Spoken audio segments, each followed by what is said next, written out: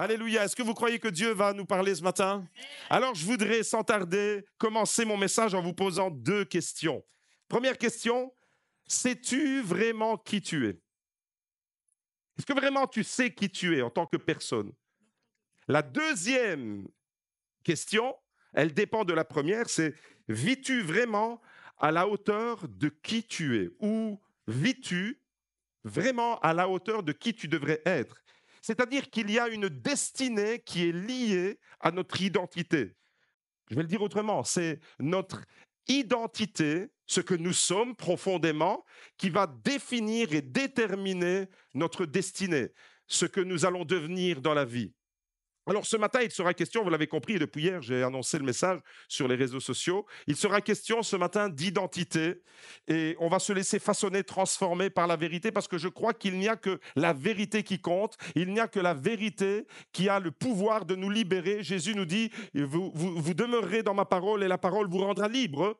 Et pour ça, il faut que nos pensées soient attirées vers la parole de Dieu et nous laisser transformer, façonner, pour que la vérité s'installe profondément. Vous savez, la vérité, elle côtoie souvent le mensonge. Et des fois, le mensonge, il n'est pas grand comme une montagne. Le mensonge, des fois, il se mélange avec la vérité. Et un demi-mensonge ou une demi-vérité, ça reste un mensonge.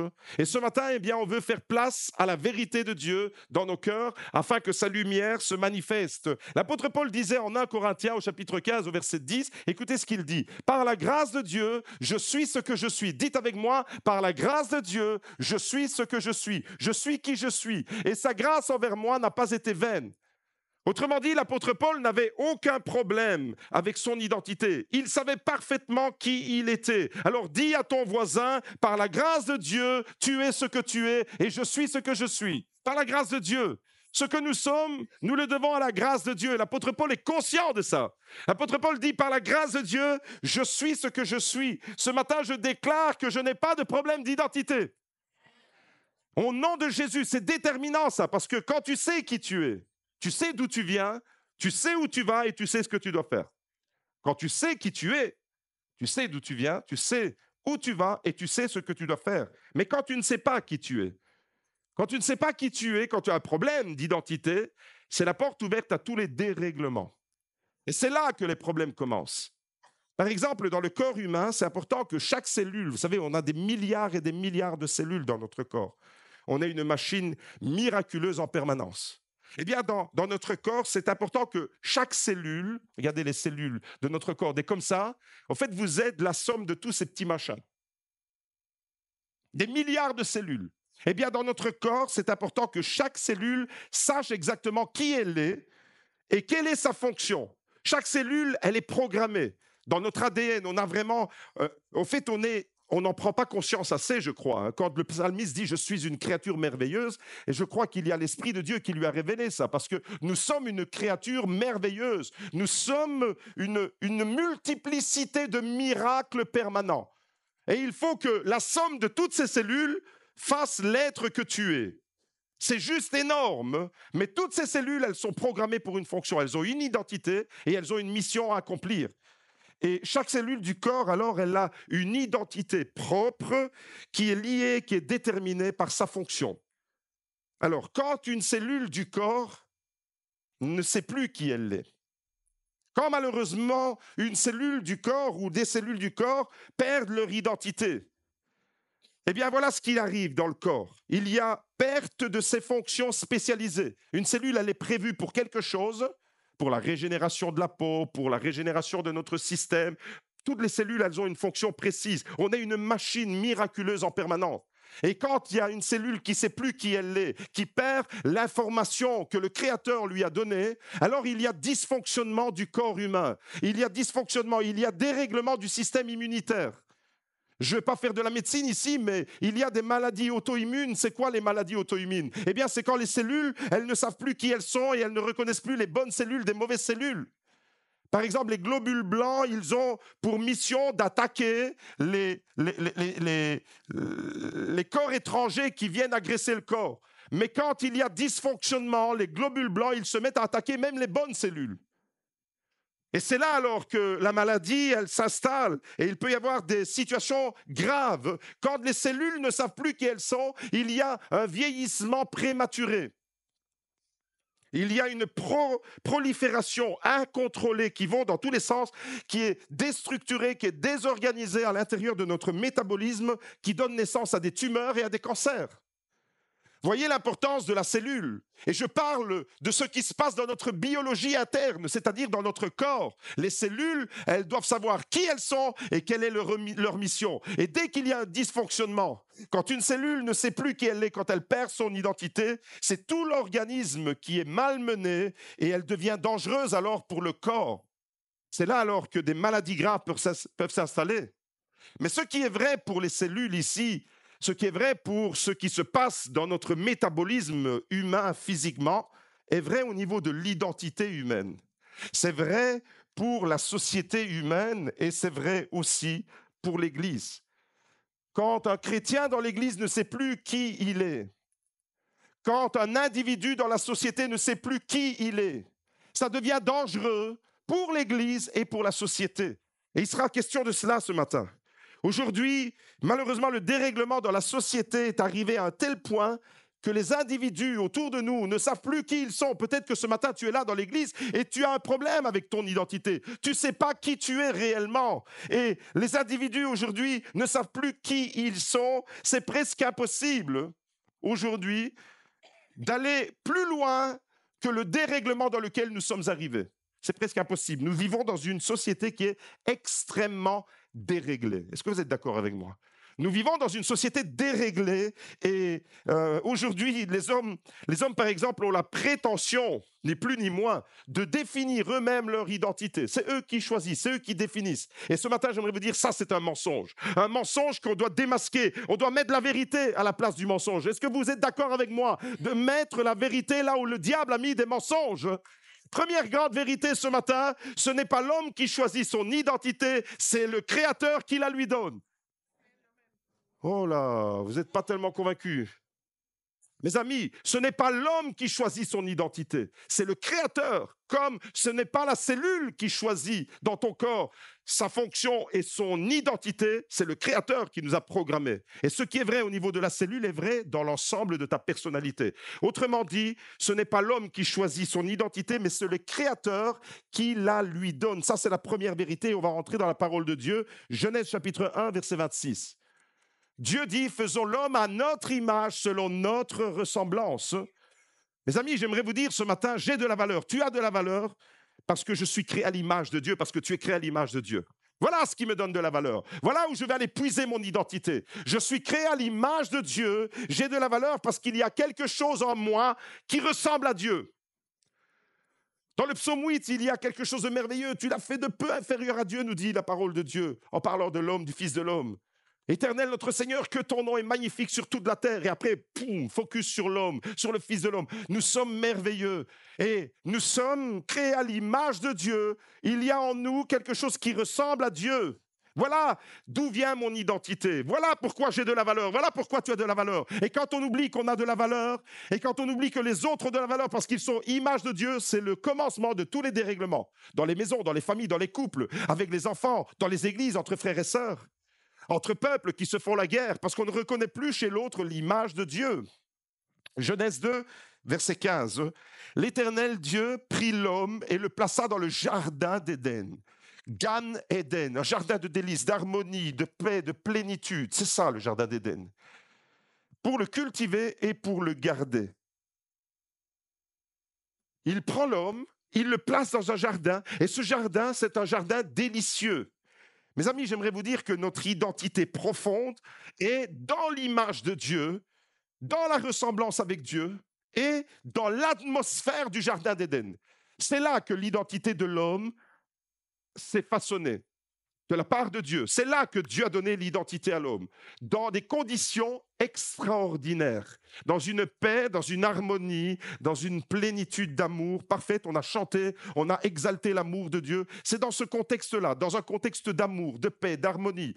Si vous êtes d'accord avec moi, pour vos maisons, pour vos familles, pour vos couples, que c'est une atmosphère dans laquelle on peut évoluer, on peut vraiment s'épanouir, vous pouvez dire Amen. dans ta famille, dans ton couple, dans ta maison, dans ton église. On doit reconstituer d'une certaine manière, on doit vivre, on doit chercher l'atmosphère qu'il y avait dans le Jardin d'Éden. La présence de Dieu, image de Dieu, ressemblance de Dieu, une atmosphère de paix, d'amour, de plénitude, de bonheur. Mais le diable est un menteur. Et le diable vient mettre des mensonges là où Dieu a mis des vérités. Le diable est un voleur de bénédictions. Dieu a décidé de bénir ton couple, le diable veut voler cette bénédiction. Dieu a décidé de bénir ta famille, tes enfants, le diable vient voler la bénédiction. Le diable est un voleur, il ne te respecte pas et c'est un trompeur d'identité. Mes amis, j'aimerais vous dire que si la première vérité, c'est que ce n'est pas l'homme qui choisit son identité, mais c'est Dieu, le Créateur, qui la lui donne, la deuxième grande vérité ce matin, c'est que le diable a trompé l'humanité sur son identité. Toute l'humanité, tous, vous et moi, nous sommes concernés par ça. Nous rencontrons des situations où nous avons des crises d'identité. Ces mensonges de l'ennemi, on va aller dans le détail ce matin. On va laisser vraiment la parole de Dieu nous bousculer ce matin. Est-ce que vous êtes prêts à vous laisser bousculer par la parole de Dieu? Ou est-ce qu'on veut se dorloter dans des fausses sécurités? Alors, on connaît tous l'histoire de Caïn et d'Abel. Caïn et Abel, fils d'Adam et Ève, il y a une jalousie qui monte dans le cœur de Caïn.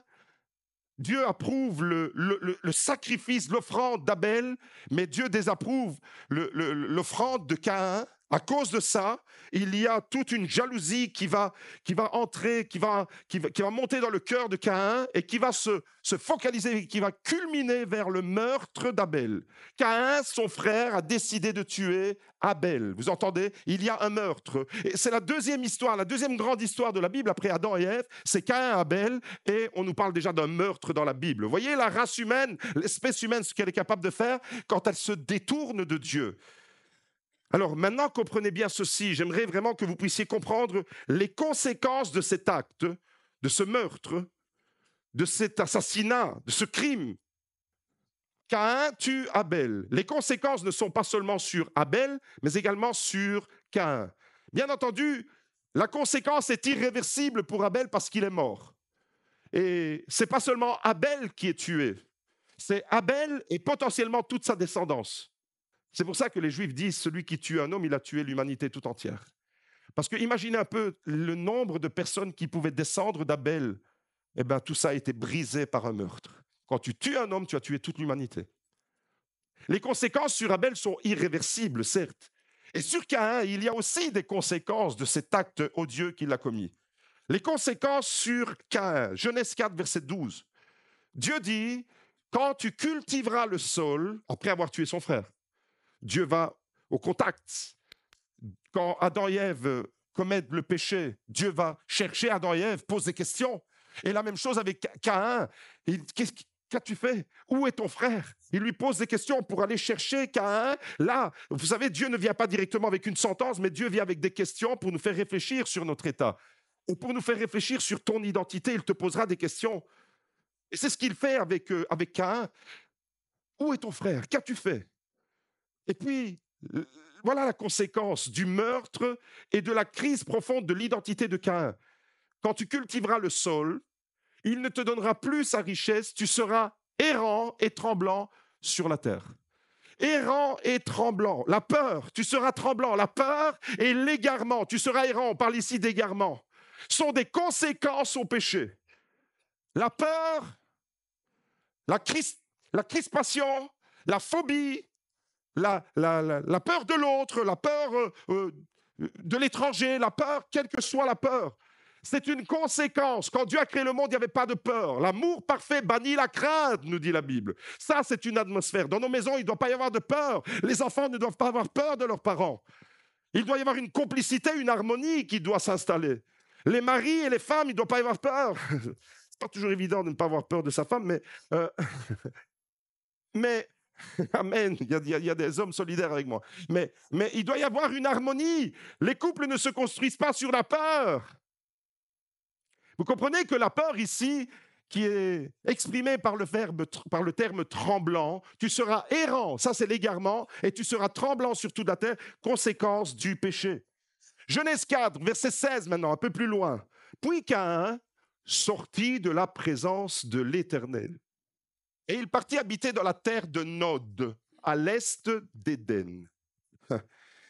Remarquez ce qu'il est écrit ici. C'est Caïn qui sort de la présence de Dieu. C'est même pas Dieu qui le chasse. C'est Caïn qui automatiquement va s'éloigner de Dieu. Il sort de la présence de Dieu. Ça, c'est le mouvement de l'humanité. C'est pas seulement Caïn, c'est l'humanité tout entière avec Caïn qui sort de la présence de Dieu. Et qu'est-ce qu'il fait? Il va habiter dans la terre de Nod à l'est d'Éden. Merveilleux texte, extraordinaire, d'une profondeur inouïe. La terre de Nod. Nod, si vous cherchez la terre de Nod, le pays de Nod sur une carte géographique, vous allez chercher longtemps sans rien trouver. Parce que Nod, le pays de Nod, n'est pas un territoire géographique, mais une réalité existentielle. Waouh, c'est profond. Nod. Regardez, c'est quoi? Nod signifie errance. En hébreu, Nod signifie errance.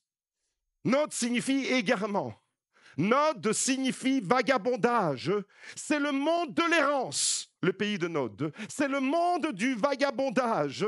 C'est une perte d'identité et de repère. Voilà, c'est quoi Nod? C'est une existence, mener une existence sans but, sans direction, sans stabilité et sans paix, sans harmonie. C'est là que l'humanité évolue. Nous sommes tous...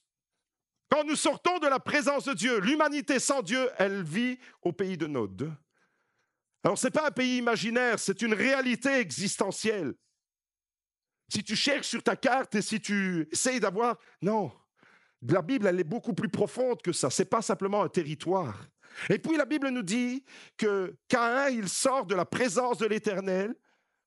Il va habiter au pays de Nod, c'est-à-dire que tu as compris maintenant que c'est quoi Nod? C'est le pays de l'errance, c'est le pays où tu tournes en rond, c'est le pays où tu ne sais plus, tu as perdu la boussole, tu ne sais plus qui tu es, tu n'as plus l'orientation de ta vie. C'est ça le pays de Nod. C'est le pays du vagabondage. C'est l'état de déchéance de l'homme qui a un vrai problème avec son identité profonde. Mes amis, la parole de Dieu est tellement puissante. Et aujourd'hui alors, cette réalité de Caïn, eh bien, nous la voyons et nous la vivons, mais à une puissance inouïe. Ouvrez bien vos yeux sur la société dans laquelle nous vivons. Nous vivons dans une société qui a perdu tous les repères. Nous vivons dans une société qui s'enfonce dans le pays de Nod. Nous vivons dans une société qui est complètement, mais vagabonde, dans un vagabondage spirituel, dans une errance psychologique, affective. Voilà dans la société dans laquelle nous vivons. La société... Aujourd'hui, 2025, est dans une crise identitaire comme jamais dans l'histoire de l'humanité. Malheureusement, le drame de Caïn, il n'a fait que s'intensifier. C'est pour ça que la Bible nous dit qu'à la fin des temps, les temps seront encore plus difficiles qu'au commencement. On va aller de difficulté en difficulté, c'est-à-dire on va aller d'errance en errance, on va aller d'égarement en égarement. Aujourd'hui, nous vivons dans une société qui a perdu tous les repères qui peuvent nous donner de la stabilité. Une société en crise profonde, l'égarement aujourd'hui, l'égarement dans la société dans laquelle tu vis est devenu la normalité. Les gens égarés sont normaux, les gens normaux sont égarés. On a inversé. Malheur à l'homme quand il appellera le mal bien et le bien mal, nous dit la Bible.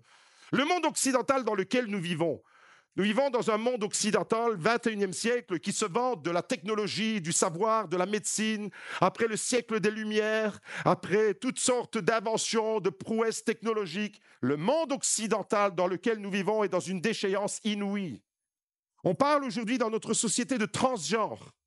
On parle dans notre société de non-binaire. On parle dans notre société de gender fluide. On parle de ungender, c'est-à-dire qui se n'identifie à aucun genre, ni homme ni femme. On parle de bigender, c'est-à-dire les deux à la fois. Je peux être ce matin, je me réveille, je me sens femme, et au soir, tiens, je commence à tout doucement muter et je deviens un homme. Et puis pendant la nuit, je deviens un crapaud. Et puis demain matin, je serai un petit caniche peut-être. On est dans une société débile, les amis. Et en tant que peuple de Dieu, nous devons avoir le courage de dire ces choses. Nous ne pouvons pas suivre bêtement la mouvance. Le discours que je fais aujourd'hui, je ne sais pas s'il va avoir des likes sur Facebook, mais je m'en fous. Je ne prêche pas pour avoir des likes sur Facebook, je prêche pour édifier le peuple de Dieu qui veut avancer avec Dieu. Mes amis, Aujourd'hui, la société dans laquelle nous vivons, c'est ça. On parle de hétéroflexibilité. On parle de homoflexibilité. On parle de société LGBT. Conséquence du péché, tout ce que je viens de décrire. Crise profonde de l'identité. Ça prend sa racine où? Chez Adam et Ève qui pètent les plombs dans le jardin d'Éden et chez Caïn qui vit dans le pays de l'errance. On est dans un pays, on est dans une réalité spirituelle qui est l'égarement. Et je pourrais ainsi allonger la liste des noms qui sont utilisés pour exprimer le problème qu'ont certaines personnes avec leur identité sexuelle, pour ne parler que de ça. Ce que la Bible appelle aujourd'hui, ce que la Bible appelle depuis des millénaires abomination, aujourd'hui, la société veut nous faire croire que c'est la normalité. Et quand on ose avoir un discours différent, eh bien, c'est nous qui sommes égarés. Voyez comment la société a déformé la vérité? Mes amis, la Bible ne changera pas jusqu'au retour de Jésus-Christ. La parole de Dieu demeure éternellement. Et ce que Dieu a défini dans la Genèse, c'est valable pour toutes les générations. Il n'y a pas d'évolution. Malheureusement, dans le pays de Nod, dans le pays de l'errance, il n'y a aucune évolution, il n'y a que de la régression. Parce qu'on s'éloigne de Dieu et parce qu'on est dans l'égarement. Vous me suivez? Un mot, Nod, voilà tout ce que ça représente. C'est juste énorme. C'est pour ça que c'est important d'étudier l'hébreu. Quand tu ne sais plus qui tu es, c'est à ce moment-là que tu fais n'importe quoi. C'est à ce moment-là que tu te perds dans le labyrinthe de la vie. Tu ne sais plus qui tu es et tu te perds dans le labyrinthe de la vie. Quand tu ne sais plus qui tu es, tu essayes de plaire à tout le monde. Vous n'avez jamais remarqué les gens qui ont un problème d'identité qui a été nourri peut-être par des blessures d'enfance, entretenu par des paroles dures d'une maman ou d'un papa, une mère castratrice ou un père absent, un père qui est absent, qui démissionne, père démissionnaire. Une société sans père, c'est une société sans repère. Mes amis, peut-être que tu cherches à plaire à tout le monde à cause de quoi? Quand tu ne sais plus qui tu es, parce que tu es tellement bouleversé en ton être intérieur que tu essayes de plaire à tout le monde pour te faire accepter. Tu deviens un mendiant de l'affection. Tu deviens un mendiant de « s'il te plaît, aime-moi, j'ai besoin d'être aimé, j'ai besoin d'être accepté, s'il te plaît, s'il te plaît. » Et tu cours après toutes sortes. C'est pour ça qu'aujourd'hui, il y a des jeunes filles qui sont malmenées, qui sont utilisées comme de la chair, de la viande, et qui vont de conquête en conquête, pas de conquête. Elles se laissent conquérir par le premier séducteur qui passe sur le trottoir. Pourquoi? Parce que ce sont des filles, et ça peut être aussi des garçons, malheureusement, qui cherchent l'affection, qui cherchent, en cherchant l'affection, tu cherches quoi? Tu recherches inconsciemment l'atmosphère du jardin d'Éden. Quand tu cherches l'harmonie, tu cherches inconsciemment à revenir dans le paradis initial que Dieu avait créé pour nous. Malheureusement, tu es sorti de la présence de Dieu. Malheureusement, tu vis au pays de Nod. Malheureusement, tu es dans un pays d'égarement. Oh. C'est à ce moment-là, malheureusement, que tu deviens vulnérable quand tu fais n'importe quoi. Quand tu oublies qui tu es, tu fais n'importe quoi et tu deviens vulnérable. Les gens ne savent pas qu'ils sont image de Dieu. Les gens ont perdu cette notion, et même chez les chrétiens. Parce que si tu prends conscience que tu es image de Dieu, tu ne fais pas n'importe quoi avec ton corps. Si tu prends conscience que ton frère est image de Dieu et qu'il ressemble à Dieu, eh bien, tu ne vas pas malmener ton frère parce qu'il porte l'image de Dieu. Quand il y a un conflit entre frères et sœurs, c'est parce qu'on méprise l'image qui est chez l'autre. Caïn a méprisé Abel, il l'a tué. Pourquoi? Parce qu'il ne voyait plus l'image de Dieu. Vous voyez comme c'est bon la Bible? Mes amis, la psychologie n'a rien inventé. La psychologie, la vraie psychologie, elle est là, dans la parole de Dieu.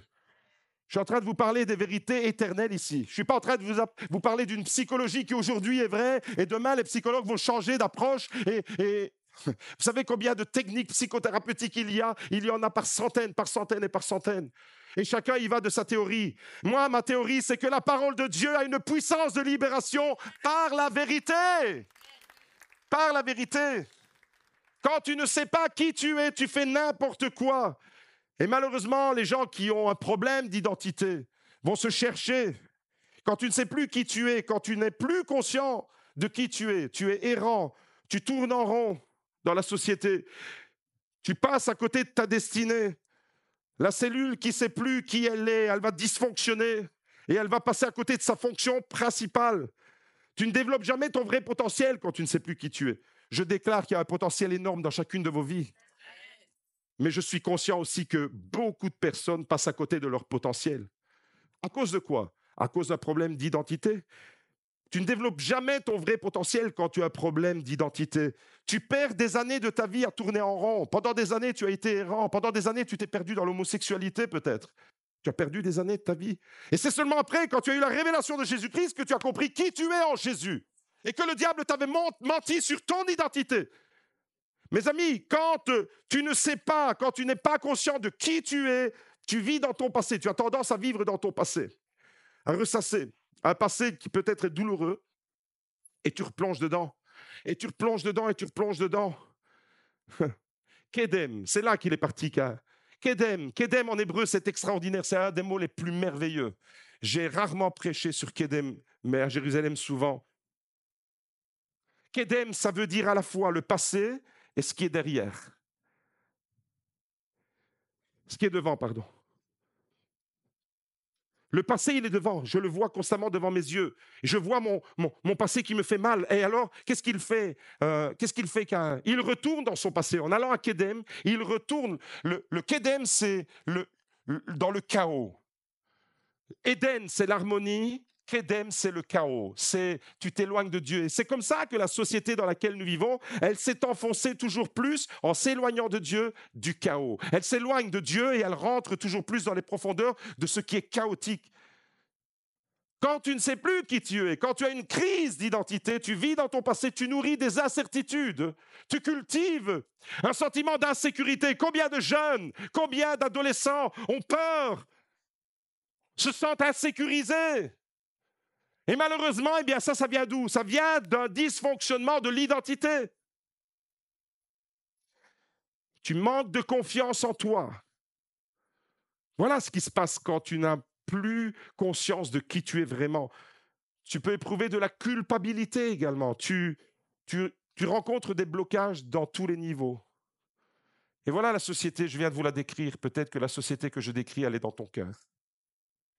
Mais ce matin, j'aimerais que tu puisses dire avec moi, en Christ, je sais qui je suis. En Christ, je sais qui je suis.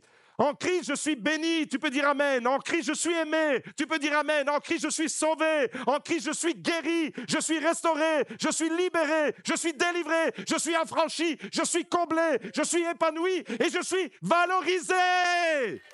En Christ et seulement en Christ, voilà ce que je suis. Wow!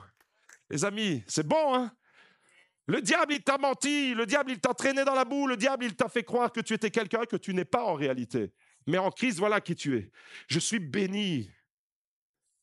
Je suis déjà béni. En Christ, je suis aimé, je suis accepté, je suis sauvé, je suis restauré. Dieu me restaure dans mon corps, dans mon âme, dans mon esprit, dans ma psychologie, dans ma vie spirituelle. Dieu me restaure à tous les niveaux. Je suis libéré en Christ. Je suis libéré des prisons intérieures. Je suis libéré des faux schémas.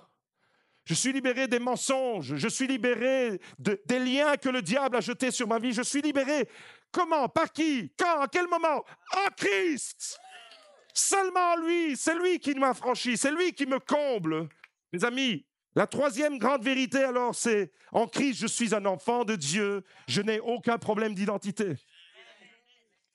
La première vérité, ce n'est pas l'homme qui définit son identité, c'est le Créateur qui lui donne. Deuxième vérité, le diable nous a menti sur notre identité. Troisième vérité, retenez-la, c'est la plus importante. En Christ, dites-le avec moi, je suis un enfant de Dieu, je n'ai aucun problème d'identité. Aucun problème d'identité en Christ. Reste dans ton identité. Sache qui tu es. Ce matin, il est question de trésors, de puissance et de ressources que nous pouvons avoir en Christ. Dites avec moi ces trois mots. Trésor, puissance, ressources infinies, ressources extraordinaires. En Christ, nous sommes riches en Christ. En Christ, nous sommes forts. Et en Christ, nous sommes pleins de ressources. Par la foi ce matin, tu vas faire ces trois déclarations. Dis-le avec moi. En Christ, je suis riche. Je suis fort. Et j'ai accès à des ressources inestimables. Alléluia. Alors écoutez-moi bien, je vais un peu synthétiser cette idée. Dieu t'a créé, le diable t'a déformé, mais en Christ tu es transformé. Dieu t'a créé, le diable t'a déformé, mais en Christ, tu es transformé de gloire en gloire par la puissance de l'Esprit de Dieu. Et tu vas aller toujours plus tu t'approches de Dieu, plus tu prends le chemin inverse que Caïn est sorti de la présence de Dieu. Nous, ce matin, on va entrer dans la présence de Dieu. Vous êtes d'accord avec moi? Vous pouvez entrer dans la présence de Dieu. Le voile est déchiré, la porte, elle est ouverte. Jésus dit, je suis le chemin, la vérité et la vie pour accéder dans la présence de Dieu. Il n'y a que Jésus qui te donne l'accès à la présence de Dieu. Et donc, les effets contraires, ce que Caïn a connu, le pays de Nod, le pays de l'égarement, le pays de l'errance, le pays du vagabondage, le pays du chaos, il va vers Kédem.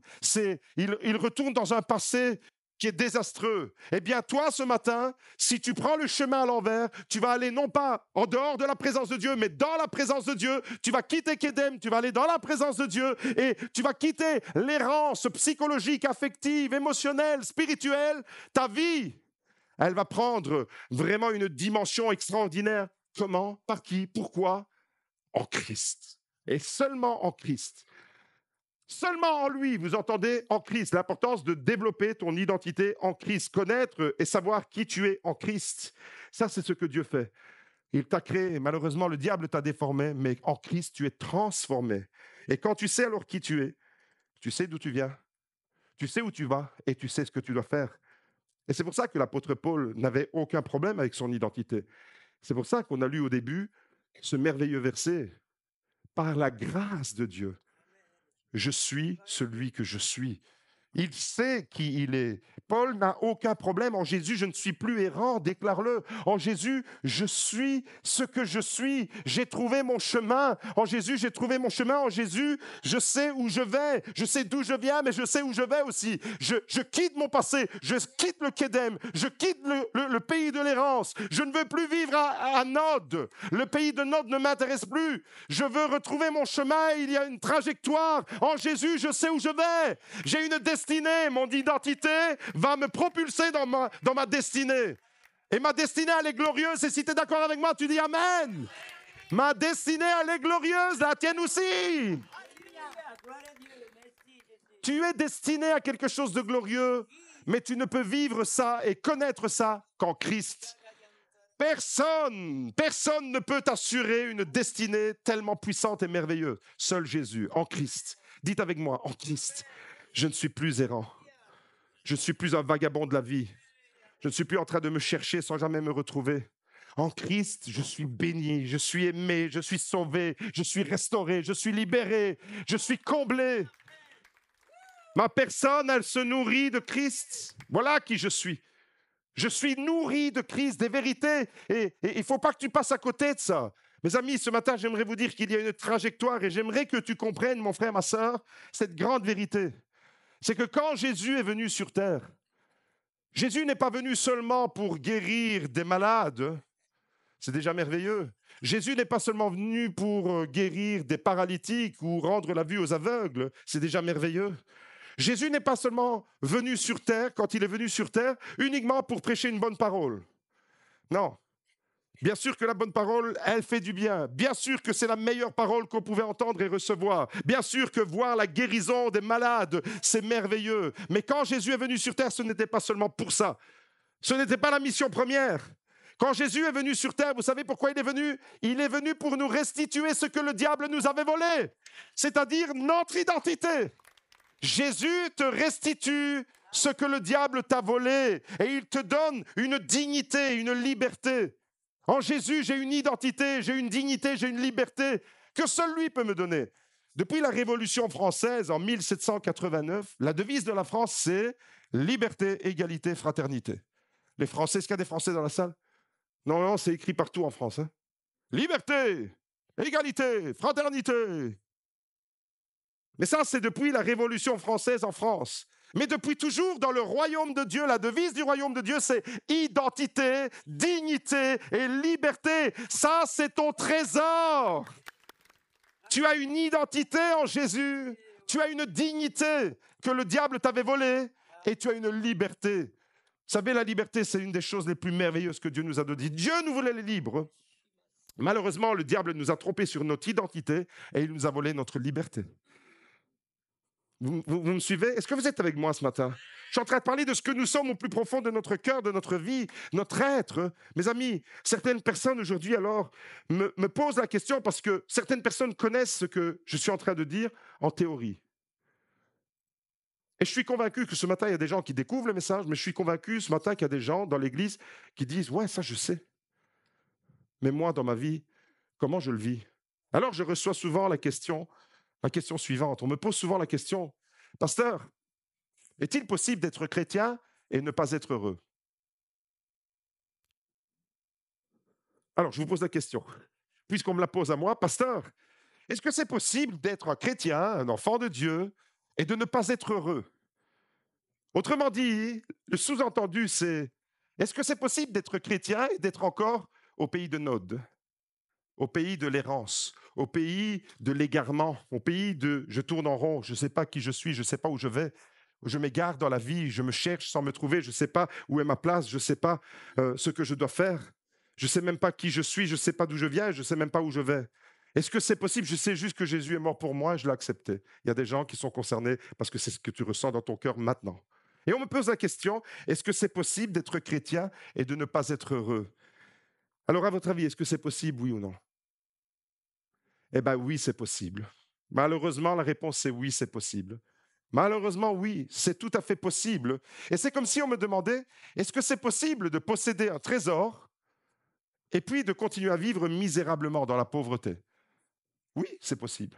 Tu peux avoir un trésor, tu peux avoir un paquet d'argent, c'est impressionnant, c'est tout à fait possible. C'est pas souhaitable, c'est regrettable même, c'est triste, c'est inconcevable. Allez-y de tous vos adjectifs que vous voulez, mais c'est la réalité. Beaucoup de gens, eh bien, passent à côté de leur trésor. Je vous ai dit que notre vrai trésor, il sera question de trésor, de puissance et de ressources ce matin. Notre identité, c'est ça. Trésor, puissance, ressources. En Jésus, en Christ et seulement en lui, ok? Mais il y a beaucoup de gens qui ne conscientisent pas ça et qui ne vivent pas à la hauteur de leur trésor. Je peux me promener avec un chèque dans ma poche de 500 000 euros. Il est dans ma poche. Potentiellement, ma vie, elle change du jour au lendemain dès que je vais l'enregistrer à la banque. Mais si ça reste un chèque dans ma poche et que je ne vais jamais à la banque l'enregistrer, je continuerai à vivre misérablement et à essayer de joindre les deux bouts et essayer de me faire prêter de l'argent pour payer une facture alors que j'ai 500 000 balles dans ma poche. Si j'ai un compte bancaire qui explose tellement qu'il y en a, enfin, ça fait un peu rêver tout le monde, moi le premier, parce que moi, il explose, mais à l'envers. Mais si tu as un compte bancaire, mais blindé de chez blindé. Tu as de l'argent, le banquier téléphone, je ne sais plus quoi faire avec ton argent. Vous imaginez un jour, le banquier vous téléphone. Ah, monsieur Carozzo, qu'est-ce qui se passe dans votre compte? Je ne sais plus où mettre de l'argent que je reçois pour vous. Tellement les chrétiens de Bourdour sont généreux. Amen, il y en a un qui va faire un de ses dons ce matin. Mais que mon compte, il est blindé. Potentiellement, je suis riche, mais je n'utilise jamais ma carte bancaire ou je l'ai perdue ou je ne sais pas que je peux accéder à ce compte. Eh bien, c'est potentiellement je suis riche, mais dans la réalité concrète, je peux vivre dans la misère, comme un pauvre, misérablement. Eh bien, c'est exactement ce qui est vrai au niveau de cet exemple que j'ai pris avec la banque, c'est vrai au niveau spirituel. C'est vrai au niveau spirituel, c'est-à-dire que tu as des richesses extraordinaires, illimitées, infinies, mais beaucoup de chrétiens vivent misérablement. Ce sont les chrétiens, en sicilien on dit can gemenestre, les bréous en brun.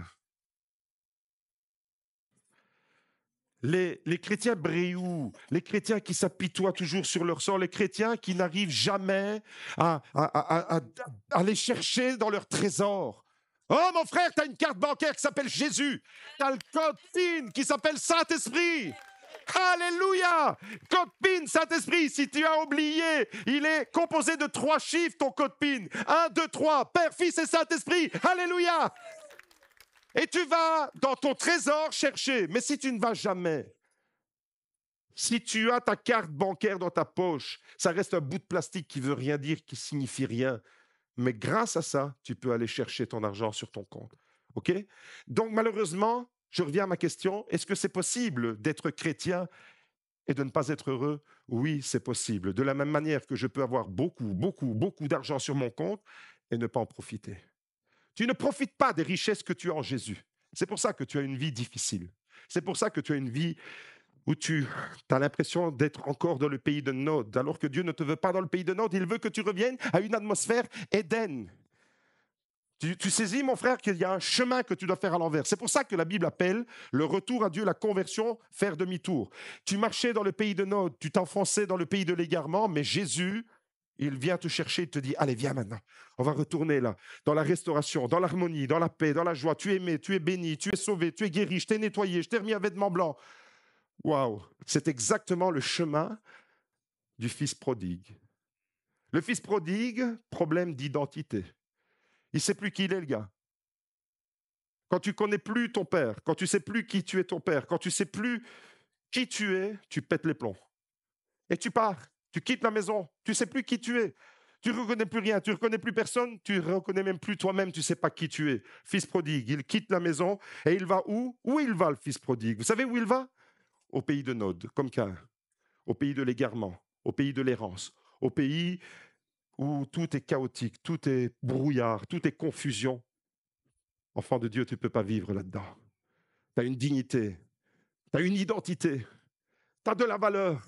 Jésus est mort pour toi, pour ça. Mon frère, ma soeur, tu as compris alors que tu peux potentiellement être riche et concrètement vivre dans la pauvreté. Et il y a donc une différence entre le potentiel que j'ai et comment je le traduis dans ma vie. Ce matin, je déclare que tous ceux qui ont accepté Jésus, levez la main. Vous êtes riches, mais vous n'avez même pas idée. Malheureusement, tous ceux qui ont levé la main, là, devant moi, ne vivent pas à la hauteur de leur richesse. Les deux questions principales au début, c'était « sais-tu vraiment qui tu es ?» Et deuxièmement, la deuxième question, c'était « vis-tu à la hauteur de qui tu devrais être ?» La dignité que je t'ai donnée en tant qu'enfant de Dieu, est-ce que tu vis à la hauteur de ça? Oh, le peuple de Dieu vit dans les valeurs du royaume de Dieu, les valeurs du jardin d'Éden. Tu entends? C'est élevé. C'est du top du top. T'es un VIP, mon gars. T'es un VIP. Mais certains se confondent avec le I. Very important person. Et certains, au lieu de important person, ils mettent very imbecile person. Non, tu as de la valeur, tu as une dignité. Alléluia. J'aimerais vous dire ce matin, j'aimerais vraiment que dans vos cœurs, il se passe quelque chose là. Je dois le voir, ça doit être tangible, ça doit être perceptible. J'aimerais vous dire ce matin qu'il y a beaucoup trop de chrétiens qui vivent dans la pauvreté spirituelle, dans la pauvreté affective, dans la pauvreté émotionnelle, parce qu'ils ne savent pas qui ils sont. Et tu es toujours comme un mendiant. Tu vis dans la pauvreté, mais en Christ, je dois savoir qui je suis, mais je dois vivre aussi en fonction de cette vérité. Je dois vivre en fonction à la hauteur. Vous savez, la Bible, elle parle de trésor et mon identité, c'est un trésor que je vais aller puiser en Jésus. Je ne sais pas si vous aviez déjà compris votre identité en Christ en termes de trésor, de puissance et de ressources. Ben, ce matin, je vous amène sur ce chemin-là. Votre identité, c'est un trésor extraordinaire. La Bible parle d'un trésor dans des vases de terre. Regardez, 2 Corinthiens 4, verset 7. Nous portons ce trésor dans des vases de terre. Il y a à l'intérieur de toi un trésor, mais toi, tu es un vase de terre, afin que cette puissance supérieure soit attribuée à Dieu et non pas à nous. Nous portons tous un trésor en Christ. Il n'y a qu'en Christ. Tout ce que je dis ici, ça concerne les personnes qui ont accepté Jésus et qui sont parties du pays de Nod pour aller à nouveau dans l'atmosphère du jardin d'Éden. Mes amis, écoute-moi bien ce matin. Le contenu est plus important que le contenant. Vous êtes d'accord avec moi? Le contenu, c'est le trésor. Le contenant, c'est le récipient. Ici, regardez, j'ai un verre. Je m'en fous qu'il soit comme ça.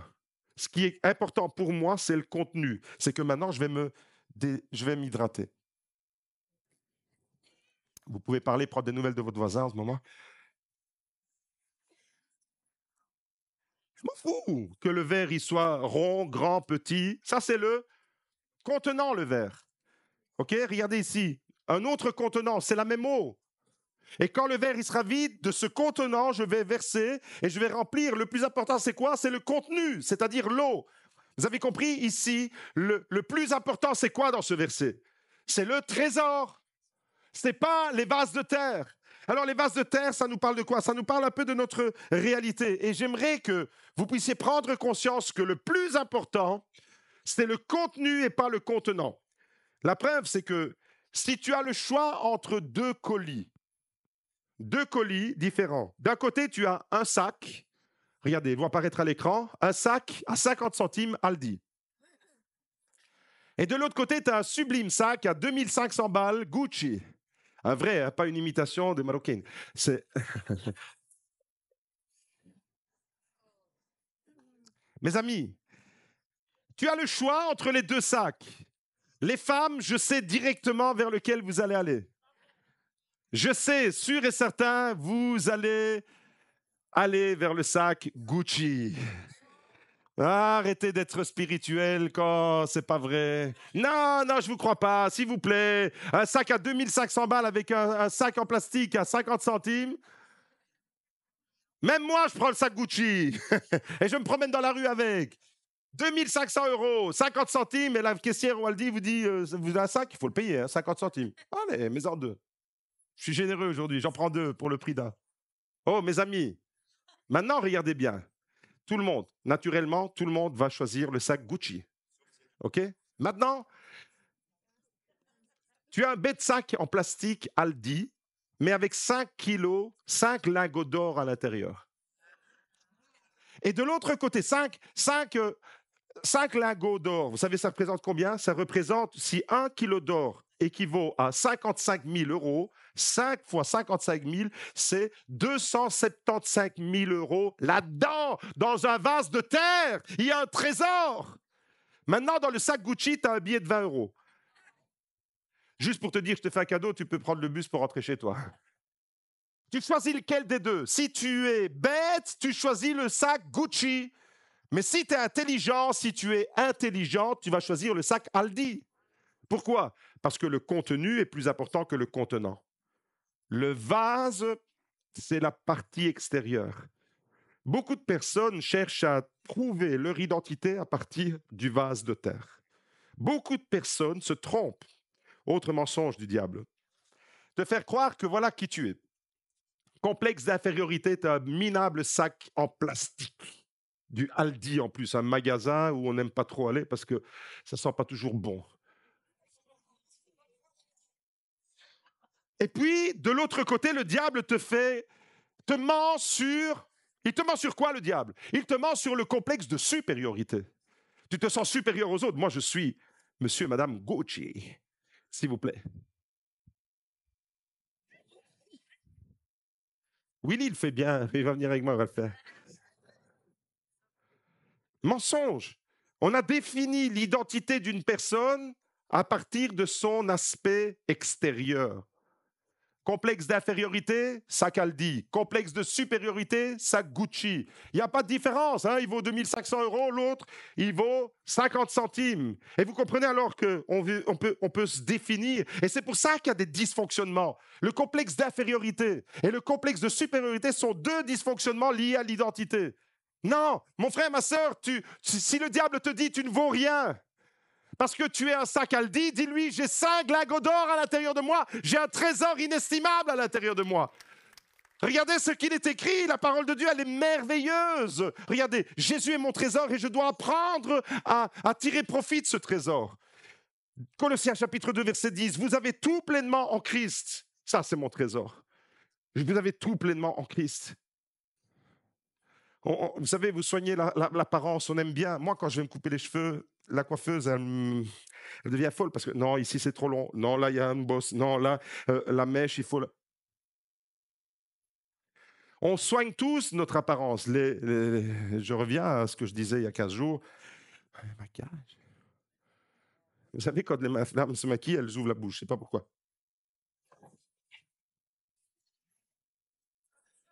On ne sait pas se maquiller avec la bouche fermée. Non, il faut qu'on ouvre la bouche. Mais c'est une analyse que j'ai faite de toutes les femmes que j'ai vues depuis ma mère quand j'étais enfant, et puis ma sœur, et puis ma femme, et puis ma fille, et puis ma belle-fille, et puis tout le monde. On soigne les apparences, et c'est bien, soignons les apparences. Si on peut avoir un sac Gucci avec 5 lingots d'or, c'est encore mieux. Mais on s'en fout, parce que le sac Gucci ne fera pas de toi quelqu'un d'une plus grande valeur. Ce qui compte, c'est que tu as ce que tu as à l'intérieur. Ton contenu, c'est là ton identité. Ce n'est pas le contenant. Nous portons un trésor dans des vases de terre. L'apôtre Paul avait compris ça. L'apôtre Paul dit, laisse tomber, sac Gucci, sac Aldi.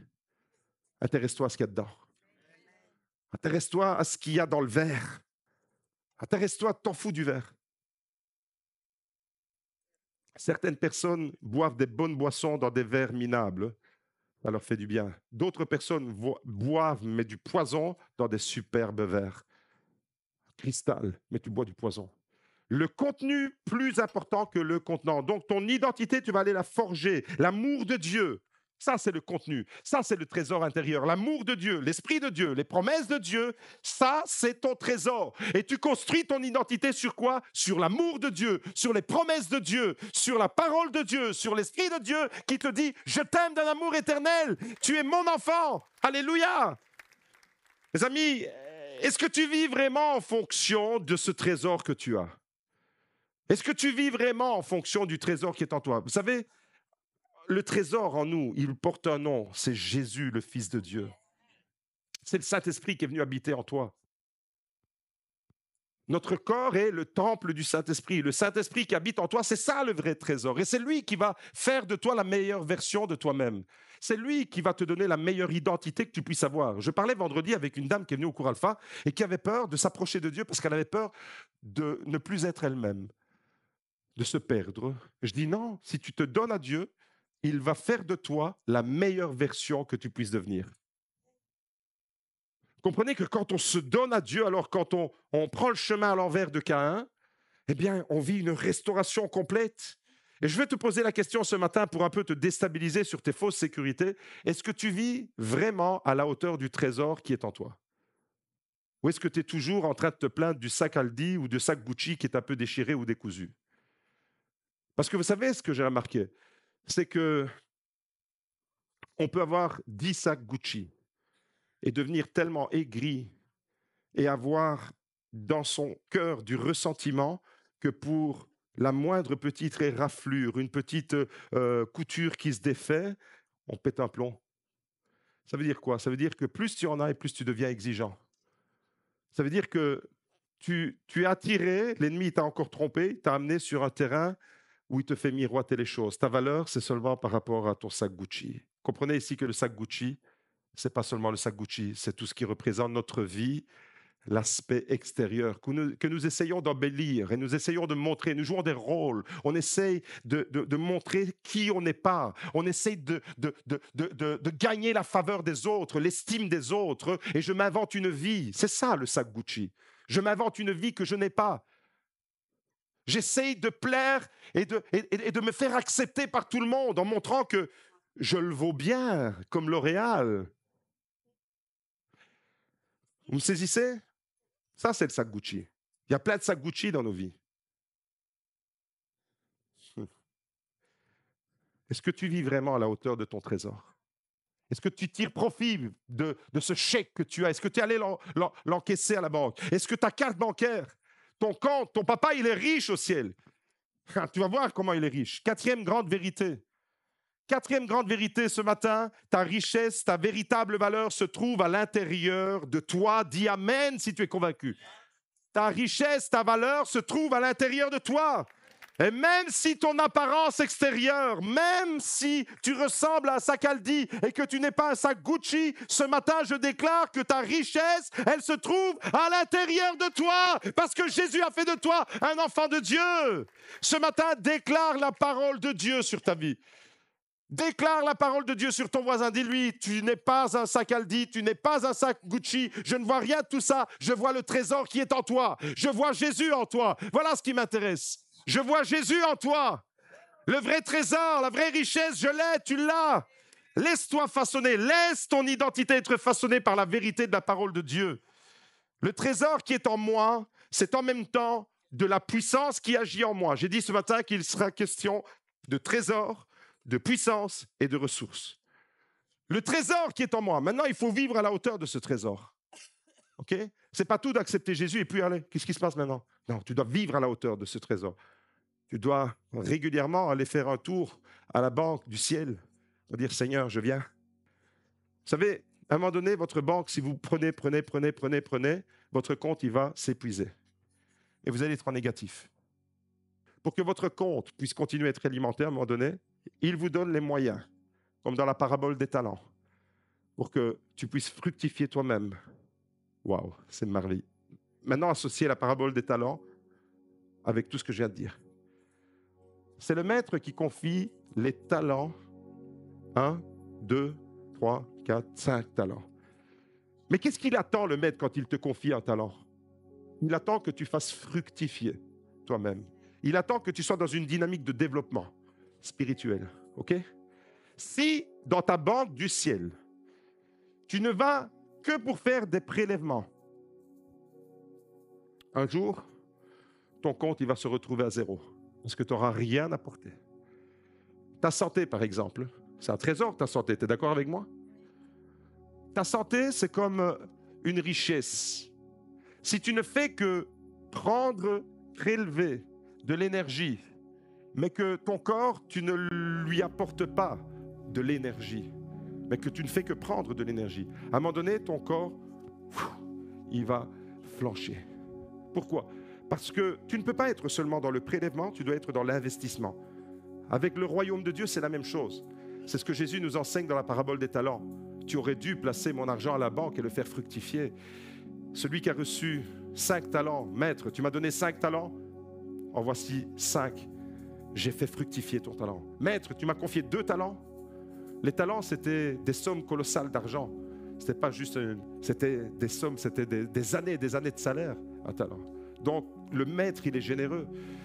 Ton compte bancaire, il est blindé. Mais tu dois comprendre une loi du royaume de Dieu. C'est que tu dois entretenir ton identité. Tu dois aller chercher la bénédiction, mais tu dois être une bénédiction. C'est toujours comme ça avec Dieu. C'est je reçois la bénédiction et je deviens une source de bénédiction. Je reçois la bénédiction et je reviens une source de bénédiction. C'est-à-dire je me construis et je m'alimente. Je ne vais pas au pays de Nod qui m'égare. Je ne cherche pas à me définir avec des valeurs qui ne sont pas les valeurs de Dieu. Je ne cherche pas ma valeur, l'estime de ma personne, je ne la cherche pas là où elle n'est pas. Je la cherche là où Dieu a placé les priorités. Le trésor qui est en moi, alors devient une puissance qui agit en moi. Dites avec moi, le trésor est une puissance qui agit en moi. C'est la puissance de Dieu qui façonne mon identité. Le trésor façonne mon identité. La puissance de Dieu façonne mon identité. Éphésiens 3, verset 20. Or, à celui qui, par la puissance qui agit en nous, dis avec moi, par la puissance qui agit en nous, peut faire infiniment au-delà de tout ce que nous demandons ou pensons, à lui soit la gloire. Là, tu es dans une dynamique de puissance qui agit en toi et qui va t'amener à vivre des choses qui vont au-delà de ce que tu peux imaginer, au-delà de ce que tu peux penser, au-delà de ce que tu peux demander même dans tes prières. À lui soit la gloire, tu vas t'investir à travers cette puissance. Oh là les amis, quand la puissance de Dieu agit en moi, elle me façonne, elle me transforme. À part les 2-3 amens de gens qui sont convaincus, les autres, excusez-moi de vous déranger pendant votre sieste, mais ce matin, j'aimerais vous dire que la puissance de Dieu qui agit en vous, elle a la capacité de vous transformer, de façonner votre identité. Et cette puissance, c'est le Saint-Esprit. Vous comprenez que Jésus et le Saint-Esprit, c'est la même chose. Elle me permet de vivre cette puissance. Elle me permet de vivre cette puissance quand je conscientise ça, au-delà de ce que je peux imaginer, au-delà de ce que j'avais conçu. En Christ, je possède des ressources infinies, extraordinaires et inestimables. Et le Saint-Esprit me donne accès à ça. 2 Pierre chapitre 1, verset 3. Sa divine puissance, encore une fois, il est question de puissance. Sa divine puissance nous a donné. Dites avec moi, j'ai reçu. S'il a donné, donner c'est donner, reprendre c'est voler. OK? Donc sa divine puissance nous a donné. Nous a donné quoi? Tout. Dites avec moi, tout. Tout tout ce qui contribue à la vie et à la piété en nous faisant connaître celui qui nous a appelés par sa propre gloire et par sa vertu. Il nous a tout donné. Dans le ciel, il y a la guérison de Lara. Dans le ciel, il y a la guérison de Liliana. Dans le ciel, il y a la guérison de Chantal. Dans le ciel, il y a la guérison de Jean-Claude. Dans le ciel, il y a la guérison de Francis. Dans le ciel, il y a la victoire sur nos familles. Dans le ciel, nous avons tout reçu. Ce n'est pas moi qui l'invente, c'est la parole de Dieu qui le déclare. En Christ, je possède des ressources infinies. Si j'avais apporté ce message en Afrique, je vous assure que le plafond, il serait en feu. Ah là là, Seigneur, réveille ton peuple. Les gens pètent les plombs quand ils ont une crise identitaire. Ils font n'importe quoi, mais quand tu fais l'expérience de toutes ces vérités que je t'ai partagées en quelques minutes ce matin, quand tu fais l'expérience, pas quand tu reçois une information, mais quand tu fais l'expérience de ces vérités, eh bien tu accèdes directement à ces ressources infinies. Tu as un accès direct. Ressources infinies, déclare avec moi, ressources infinies. J'entends rien. Ressources infinies. Éphésiens 1, verset 3. Regardez les ressources infinies, c'est quoi? Tu es béni de toute bénédiction spirituelle dans les lieux célestes en Christ. Ressources infinies. Tu es béni de quelques bénédictions? Non, de toutes les bénédictions. J'ai ma guérison dans ces ressources. J'ai ma victoire. J'ai la puissance qui brise les chaînes des addictions. J'ai la guérison du cœur dans cette ressource. J'ai la guérison de mon corps, de mon âme, de mon esprit. J'ai la victoire pour ma famille. J'ai la victoire sur mes enfants. Au nom de Jésus, toute bénédiction. Ressources infinies. Ressources infinies. Numéro 2, Colossiens 2, verset 10. Regardez, c'est merveilleux. Vous avez tout pleinement en Christ. Tout.